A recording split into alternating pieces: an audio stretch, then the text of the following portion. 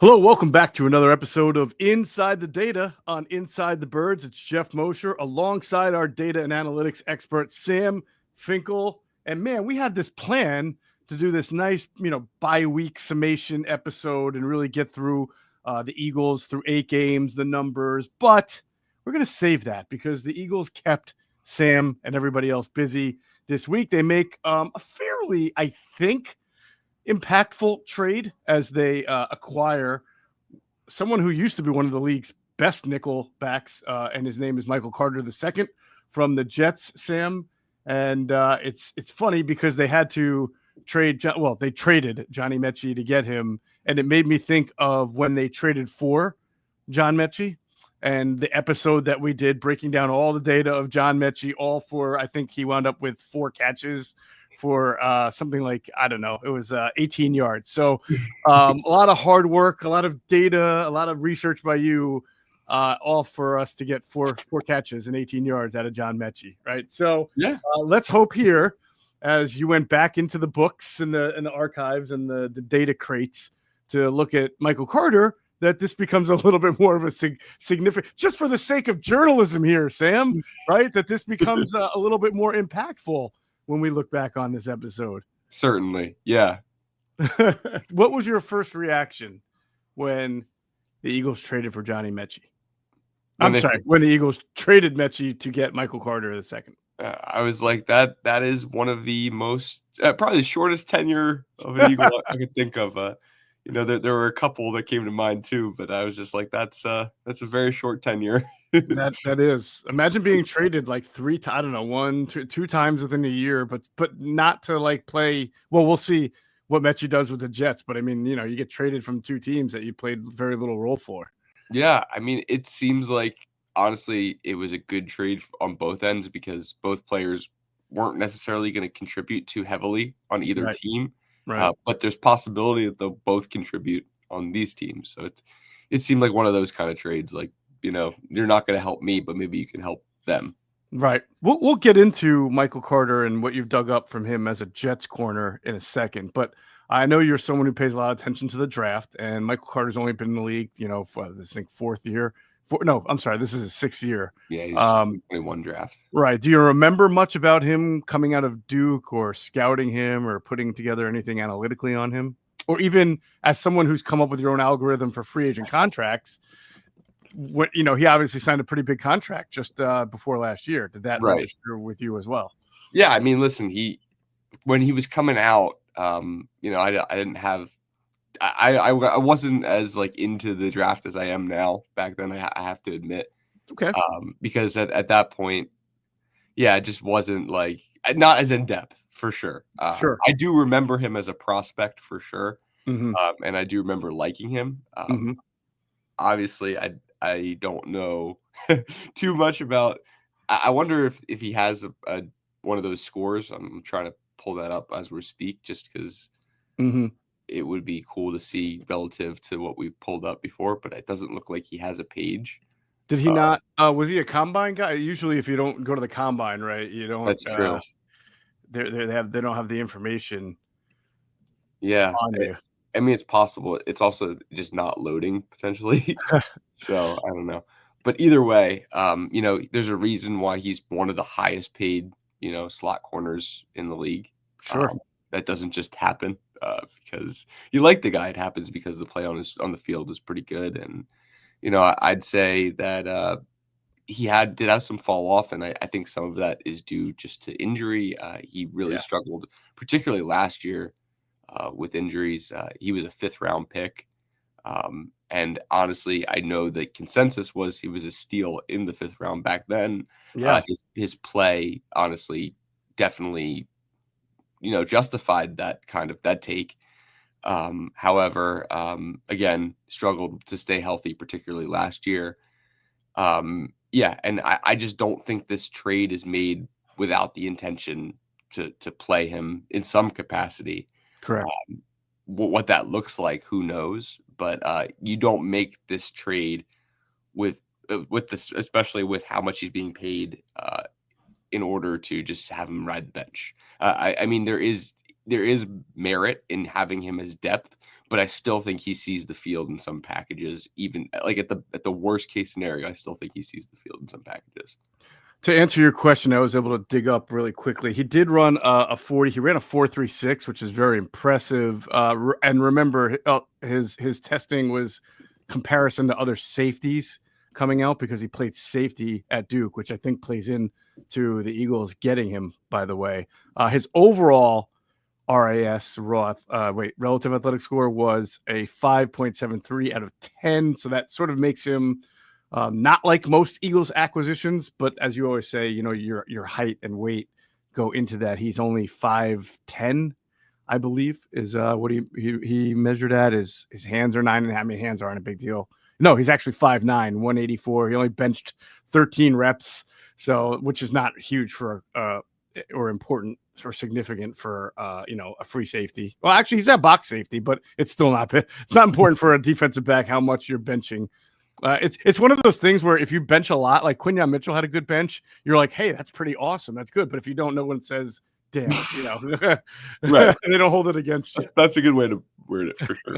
He did run only a 1.95 shuttle, which is a little interesting. But yeah, other than that, his 40 time 4.3 shows you he's got some good speed. And obviously, with this defense, Sam, I was just alluding to, Vic Fangio clearly likes hybrid defensive backs who can play who can play nickel and safety. I mean, Andrew Makuba has done it, and that's why they liked him, and that's why Sidney Brown really isn't playing as much. And I imagine they'll find use, like you said, for a guy like Michael Carter, whether it's nickel, whether it might be backup safety if they have an injury there. He can certainly, his second most snaps have come in the box, as we'll talk about, right? So he can fill a couple of roles here. But the one role I think you and I can both agree in is he's not an outside corner. I don't see Vic.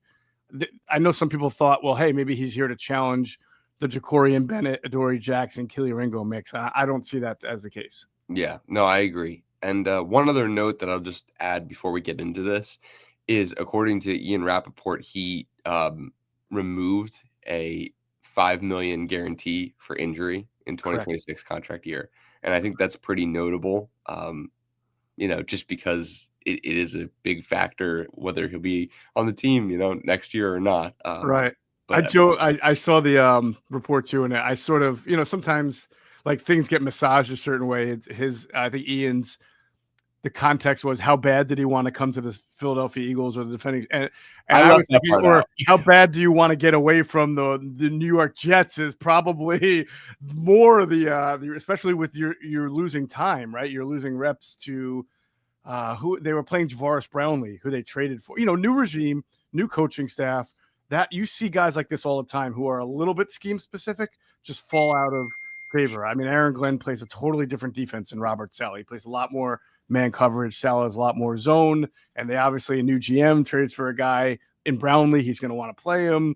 Brownlee was playing both slot and outside, and so yeah, I think that you're right. I think that was the facilitate, move me somewhere where I can play and impact more so than move me to the Eagles. But that's like probably the cherry on or the icing on the cake for him.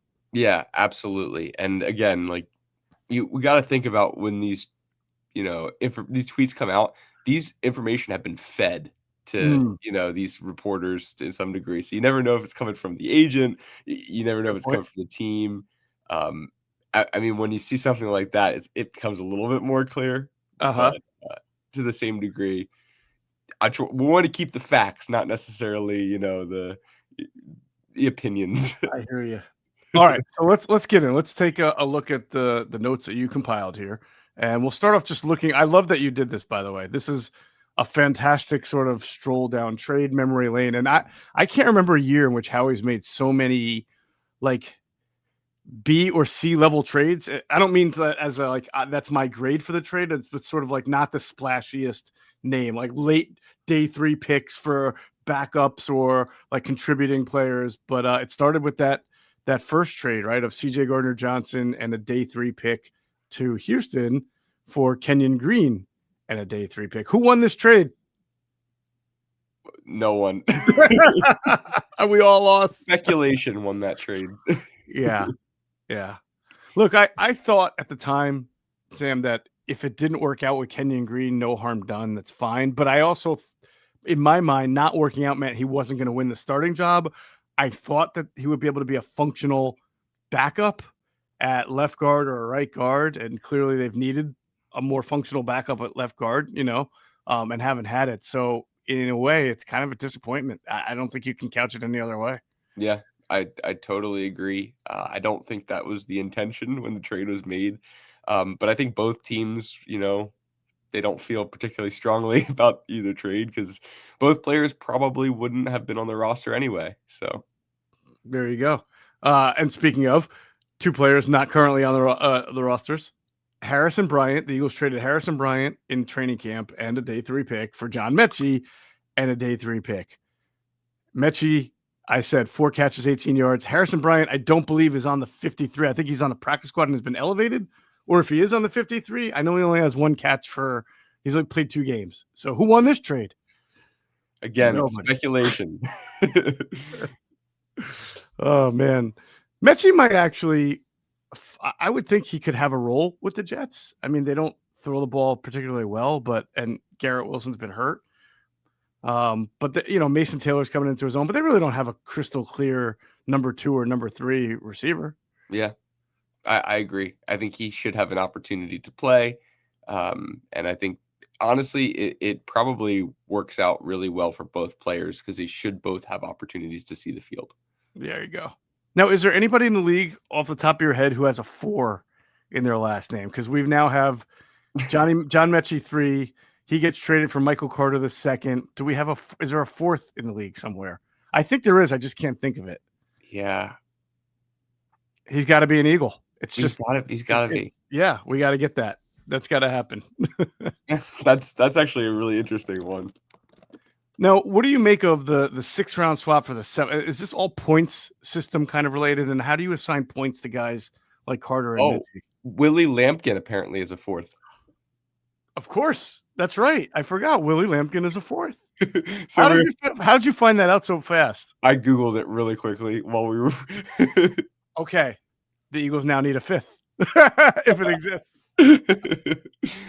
Now that we'll leave that one up to the viewers. If anyone sees that, comment it, let us know. That's great. So they've had a first. Obviously, everybody's a first if they're not a 2nd or a 3rd. 2nd, 3rd, and they have a 4th. And yeah, if there is a 5th out there, Howie's got to go get them. So remember, every year Howie would trade with the Patriots in the draft just because, and it became like an annual day 3 thing. They would swap like 6th round picks or 7th round picks just to say they did it. Lately, I feel like it's been the Texans, the Jets. Yeah. And yeah, I think those are the 2 teams that have been recently in recent memory. But yeah, I know exactly. Well, think about it. Who is the GM of the Houston Texans?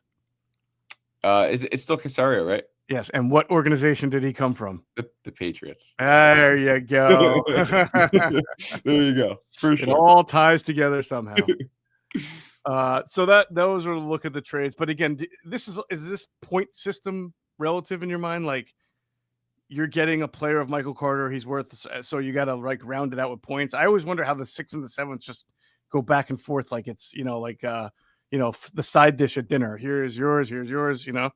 Well, to be fair, I really think that the 6th and 7th aren't going to be that different.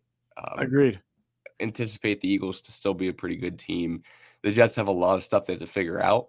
So right. I think at most there's like a 15 to 20 point spread between the picks. Yeah. And the reality of these teams keeping these picks and not winding up packaging them or trading them are it's very low, in my opinion. Yeah. You'll probably see them move 2 times over. All right. I like what we've done here. So you've got Michael Carter's addition here in the Philadelphia Eagles cornerback room after the trade. So you compare Michael Carter's advanced analytics, or some of his basic stats really, and advanced stats to other guys in the league. So what do you, we show the chart, and for those listening, what stands out to you most? Yeah, so this particular one is for the outside corner stats. I'm sorry, yes, I meant to mention that outside corner. Which is interesting because it goes exactly to your point that you made when we started the video, in that he's not really going to compete for the outside snaps. He's had 21 this season, and you look at that, and Bennett also has had 21 this season, which is interesting that they're the same. Yeah. But it's not really been an area of where he's been played. You look at these statistics and they're nothing too crazy. If he on the outside, actually overall, we have the overall QBR on there when targeted, and Carter actually has the worst of any corner over 20 snaps played. Right. By the way, what is the COV in coverage snaps? Coverage snaps, right? Okay. Yeah. So if you're really breaking this down for those listening, he's played 21 snaps on the outside this year. He's been targeted twice. He allowed a reception for 31 yards, and 33 of those yards were after the catch. So was this a -2 pass that turned into a 33-yard gain or 30? Yeah. Is that what we're okay? So we clearly missed the screen. Somebody got 33 yards on it, and that's all the real data that we have to analyze. Yes, which is probably not so fair to go after, but that is what the data says according to PFF. These are all PFF stats. So right.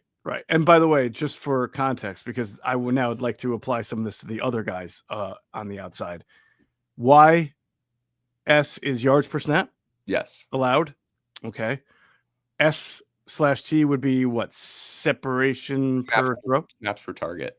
Snaps per target. Okay. And then snaps per reception. Snaps per reception. So that'll be important for as we go through some of the other guys here. Yeah. And honestly, this is a great opportunity to kind of assess that CB2 position outside of Michael Carter, which I think is kind of interesting to put here. And I think we could just take a quick second just to talk about where that competition has kind of been. So if you're looking at everybody, we'll look at kind of that second tier of Ringo, Jackson, and Bennett, right? Just for a second, you look at their QBRs; they're all roughly similar, right? Ringo's at 88, Jackson's at 85.6, and Bennett's at 80.8. So again, not a crazy spread. It gets a little bit more interesting when you look at how many snaps they've played. Ringo's at 153. Jackson's at 123. Bennett, who's been hurt, is at 21. You look at the targets. It seems like they really are targeting Jackson when he's on the field. Ringo has 18 targets. Jackson's 27. Bennett is 9. So I guess it's actually really interesting because you look at Bennett and he's targeted 9 out of his 21 coverage snaps. So really they're just going after the position, I think is probably a more fair way to say it. Yeah, I would agree with you. And contextually, when Bennett was playing earlier in their season, they were going up against Matthew Stafford. They were going up against Dak Prescott. They were going up against Patrick Mahomes week 2. I do feel like when you see that Ringo hasn't been targeted as much, I almost feel like if he were the starter in week 3, his stats would be probably worse too, because for whatever reason, Wentz and Dart just did not go after CB2 as much as I think, say, Jordan Love and Goff in the next week will coming out of the bye. You know what I'm saying? Yeah, that's a really good point. Thank you for bringing it up. But if you look at the rest of the stats, Ringo, he allowed 11 receptions on the 18 targets for 172 yards. Jackson allowed 17 receptions on 27 targets for 201 yards. Bennett, 6 receptions on 9 targets for 50 yards. None of them have allowed a touchdown or an interception. DeJean is the only one that's allowed a touchdown as an outside corner this year. And then if you look at the yards per snap, you have Bennett at the worst at 2.38. Everyone else of those 3 somewhat similar, 1.12, 1.63. Yeah. Snaps per target. Again, when Bennett's on the field, he's getting targeted. He was getting targeted. Again, small sample size, but 2.3 snaps, like targets per snap. So other way around, but you know what I mean. Yeah, they went after him when he got in. I mean, it's what any coach is going to do, right? When they see the backup corner get into the game.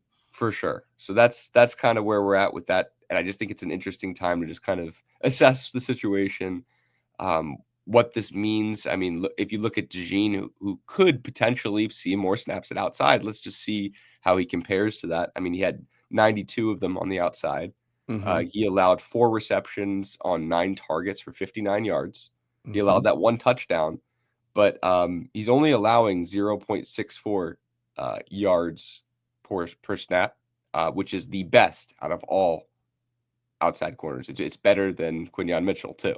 Right. But Right. again, it's a relative stat, right? Because you're going to allow more yards, more snaps you play. But again, it's like I said, relative snap, Right. relative calculation. So it compares it regardless of the volume. Mm-hmm. But ultimately, the more you play, the more yards you allow. So it should, it definitely should be kind of regress to the mean, I think is a good way to put it. Sure. And then also contextually, when you're the outside corner in base defense, like early downs, usually you're going up against a team that's trying to look like it's going to run then pass, and they work a lot of play action, and so you have sort of keys and responsibilities that are a little bit different, and so sometimes you can give up a little extra. I remember there was a play, somebody ran a slant, who did they play recently? I think it was the Vikings. Yeah, to Jefferson. Wentz hit Jefferson on a slant with Cooper in coverage, but it was first down. They were heavy up front. That's going to happen. Yeah, which is why statistics are never perfect, uh, Right.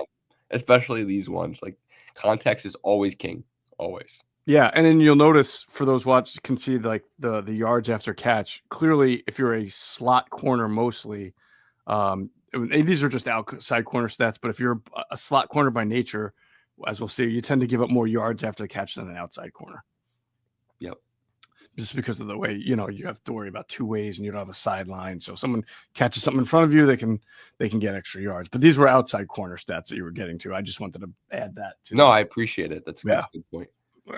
And obviously I think, it goes without saying Quinyon Mitchell has been beasting this year with a 63.3 quarterback rating against, and really solid numbers there in the advanced analytics. And he's not allowed an touchdown yet. Correct. Awesome. All right, so let's get into the meat and potatoes, because we really suspect that if Michael Carter Jr. The second, gets on the field, it will be in the slot. It'll be really interesting to see, Sam, just how quickly this move might be made. It might. Listen, right now he's a depth piece. I don't think that they line up against the Packers first nickel snap and Cooper DeJean's outside corner at all. I think Correct. that first of all, you have to see what Michael Carter, how he acclimates to your defense, his conditioning. You mentioned his health issues. He had a concussion this year. He missed 3 games. That was not your routine concussion. So there's a whole lot of, they have a plan, but there's a whole lot of fact finding to see if they can make that plan work. Yeah, I think this was a long-term move, like a playoff move even. Like, I think you temper expectations a little bit. I do think he will see the field, but I don't think he'll immediately be a starter or a key contributor. I think it'll take a couple weeks. Right. Okay, so what we have here in this next chart is Michael Carter to the second compared to Cooper DeJean in the slot this year, right? This is not a career total. This is Correct. this This is year. just this year. All right. So, so Carter has a 99.2 pass rating against, Cooper has a 91.1. And it's interesting in that Cooper has played obviously a lot more. That's why Carter was traded almost, 3 times as many, maybe more than 3 times as many snaps in the slot. So I wonder, does that number for Michael Carter look closer to Cooper's, or does it get bigger? You just don't know. You just don't know for sure. And I think it's interesting. So we have the total QBR, and then there's also the slot QBR, which is all the way to the right. And you look at it, and they're both better in the slot, which is makes sense because that's the position that they naturally play. Right. But it's similar in that anywhere you put DeJean, he's probably better than anyone else. Besides maybe Quinyon, anywhere you put those guys, they're going to be premium assets. But if you look at Carter, again, relative, these are not a lot of snaps. He hasn't had that many snaps, coverage snaps. But he's better at his natural position. Shocking, right? That's that's what you take away from that. Yeah. But I think it's interesting when you look at all the Eagles cornerbacks left that played in the slot. They only had 12 coverage snaps. Wow, So, that's really interesting. Yeah, I think it was 4 for Quinyon, 4 for somebody, and then it was one. It was like 4-4-1. Or I'm sorry, it might have been three. There might have been four guys. It was 4-4-1-3. That's what it was. Yeah. Wow. Yeah. I mean, basically, it's Cooper unless they're moving Quinyon around to shadow a receiver. I think a couple of times Quinyon had to, those 4 times were playing the slot against, if it wasn't Jefferson, it was maybe CD Lamb or something. That makes sense. Yeah. It wasn't anything crazy, but Right. you look at these numbers, and again, it's pretty significant. There's been no touchdowns or interceptions. Right. So both from a great standpoint and like a really negative standpoint, you're doing your job, but you're not getting killed by letting up touchdowns, but you're also not changing the game with interceptions. Mm-hmm. But again, Carter from the slot this year, 8 for 11, 92 yards. DeJean, 18 for 25 for 147 yards. All other Eagles slot corners, 2 for 3, 22 yards. Yeah. And like I was saying, you see that more than 50% of the yards that both of these guys have allowed have been after the catch, because that's the nature of playing the slot. It also, someone might look at 8 of 11 for Michael Carter. That's probably a completion percentage of over 70%, but so is 18 of 25, if I'm not mistaken. I'm not great at math, but that's a pretty high completion percentage, is it not? Yeah, I mean, both are, because of exactly what you said. Yeah, that's the nature of the position. What you're really trying to do is limit as much as you can the yards after catch and make the tackle. EPA is a tough one too on this, right? Because I'm pretty sure those are almost exactly the same number, by the way. Really? It's like it's got to be like 72, 73%? Yeah. Completion rate? Yeah. I bet you if you ask the common Eagles fan, what do you think the completion percentage against Cooper DeJean at slot is, they would not say anything close to 72%. Well, because it doesn't feel that way. But right. I mean, that's just, you're right, the nature of that position. You don't have as much help as you do at corner in terms of like the sideline. You don't funnel. There's just way more space to cover. Yeah. Yeah, and I always say, like, completion percentage against a defensive back is also contextual. If it's 3rd and 9 and somebody completes a 7-yard pass in front of you, you did your job. You gave that pass up. You played the sticks. You kept it in front. You forced them into punt, unless it's the Eagles and they're going to tush push. But what I'm saying. But in the box score, you gave up a completion, yards, potentially even a few yards after the catch that maybe not reflect the job that you did. Well done. Sure. What do you make of Cooper's advanced, the yards per snap and the what is S-T again? I don't know. I'm losing my mind. Snaps per target. Snaps per target. Yeah. I had the whole thing written out, but then it became too jumbled. So no, that's okay. I should remember this stuff by now. Yeah, I mean, that's just like out of the times you're out there, like how often are you? It's just a target volume stat. Yeah. I mean, it looks like that people don't want to go after Cooper DeJean very much. I mean, he's green in all of these categories, whereas they've been more willing to go after Michael Carter II. Yeah, and I think I don't think the Jets defense has been particularly great this year. I think that's a huge contextual part of it as well. Good point. I think that's an important consideration when you look at, because not all these stats are just individual, right? I mean, some of them are a reflection of the defense you play in. Your stats will become better, if you have a better front seven, if you have better teammates beside you. Like, these stats do improve for those reasons. If the Eagles can figure out the pressure issues, which we will talk about next week, I do think both of those stats will improve just naturally. Yeah. I mean, the Jets have been one of the worst defenses in the league. Up until the last 2 weeks, they played better. They had a really good game against the Broncos. They did not have a good defensive game against the Bengals, but they won. I guess they had a good defensive second half. Yeah. But you don't allow 38 points and say, oh, that's a great defensive game. Right. The funny thing is, I remember when the Lions had year one of Campbell and Glenn and that whole staff, they were really bad defensively too, because Glenn loves to play man coverage. He loves to blitz. I mean, that's the kind of defense he grew up in, right, with Parcells and Belichick when they were with the Jets. And eventually history showed that the Lions figured it out. Obviously have to add to the personnel. I thought the Jets had better personnel to be this bad. I know Jermaine was coming back from the injury, but Sauce Gardner, their other defensive back was pretty decent. Their linebackers, their line. So I don't think there was as much of an excuse to be this bad, but I think Aaron's just had to figure out his personnel, and clearly they just didn't see Michael Carter. And by the way, the new GM, Darren Moogie, he drafted 2 defensive backs as well. One of them was the kid from Florida State, Azariah Thomas. Yeah. Who I'm sure they want to get him on the field now and then get Brownlee in the slot more. So.